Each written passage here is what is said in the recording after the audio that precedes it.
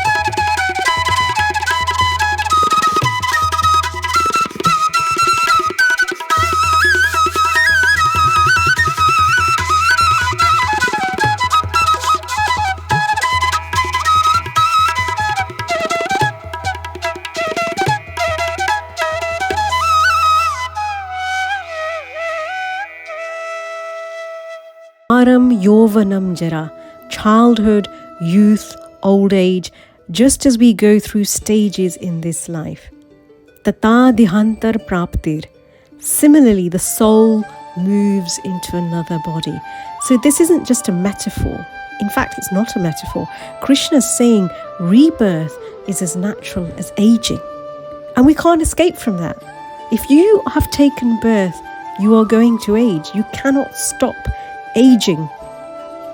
Although there's all these medicines and all these certain scientists that say you can reverse aging, you can reverse your body. But ultimately, you may be able to do that for a short time, but ultimately you will age. The body will age, but the soul is always alive. The soul is always existing. And then the final part of this shlok is Dhiras tatra na muhayati. The wise are not confused by this. Adhir means someone calm, someone who's composed, someone who's spiritually alert. They don't fear death. They don't cling on to anything. There's no attachment. Not to the body, not to the soul, nothing. They understand life keeps flowing. It's a cycle, right? So this is not just philosophy. This is a diagnosis of why most of us suffer. Because we think everything that's changing, the body, the job, the labels we give ourselves, is who we are. But it never was. It never was us, and it never was mine. It never was me, right? And that brings me to the hidden power of this shlok. There are 3 powerful truths in just this one verse. Now, there are 700 verses of the Bhagavad Gita, 18 chapters, right? 700 verses. And just this one verse in chapter 2 has so much power in there. So number 1, the soul doesn't age. It witnesses change but doesn't become the change. Number 2, death isn't the end. Krishna compares it to changing clothes. You leave a worn out body, you enter another. And as it says in the Gita, as a person casts away worn out clothes and puts on new ones, so does the embodied soul. It casts off its own worn out bodies and enters into new ones. And then number 3, this clarity removes fear. So when you really get this, you stop panicking about time. You stop clinging. You stop the attachment, getting attached to things and people and situations, because you're anchored in the self, not the shell.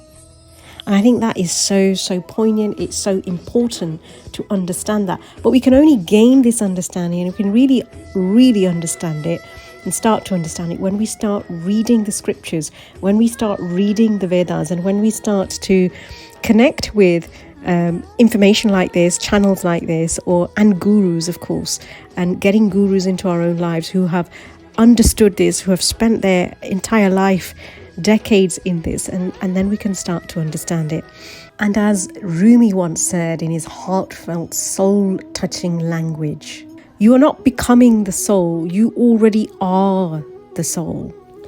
So why does all of this matter right now? Why does the teachings of the Bhagavad Gita, which were written centuries ago, why does it matter right now in 2025 and beyond?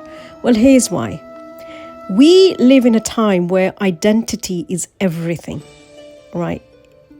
Job titles, appearance, relationship status, financial status, the number of followers we have on social media. We lived in a social age. Now we're moving into a digital age. We are in a digital age. And yet people feel more lost than ever.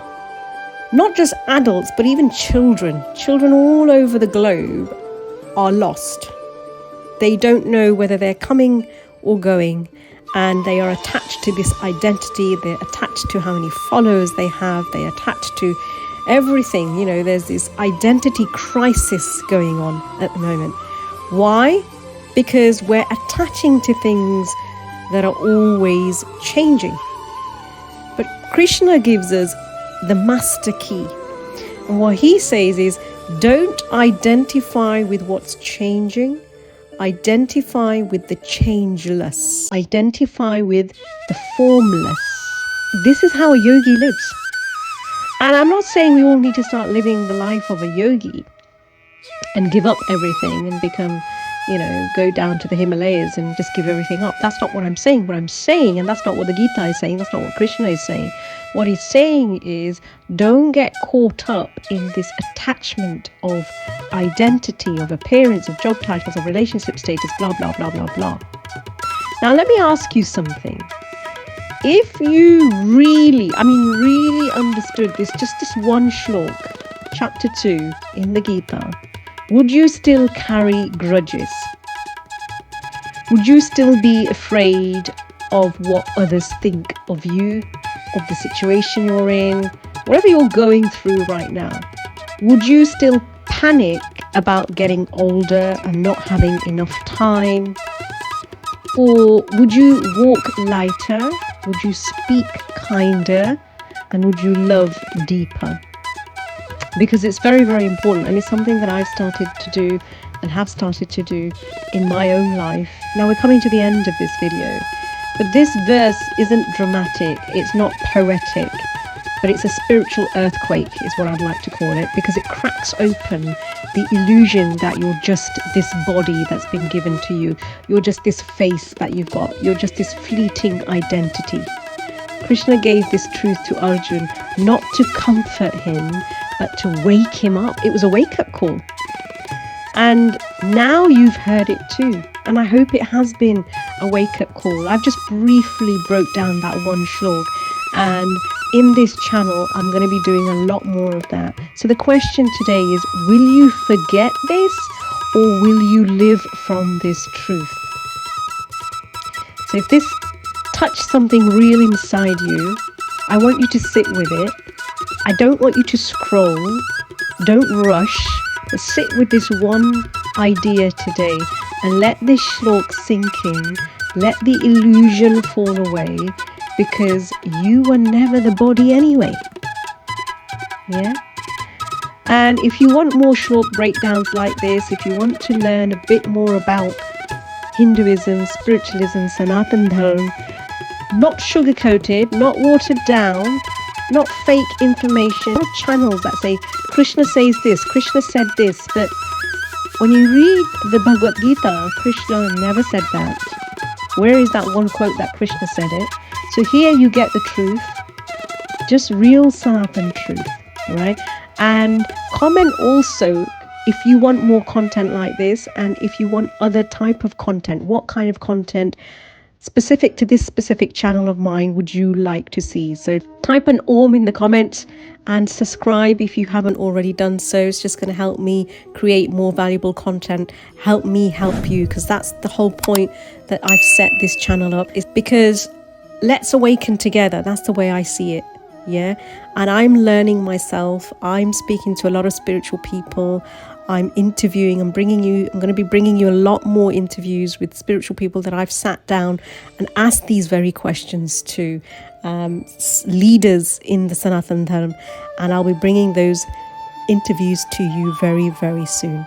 And if you haven't seen my video yet of my meeting of a Siddh yogi that I met, who lived in a cave for 7 decades, then watch this video that's coming up on your screens right now.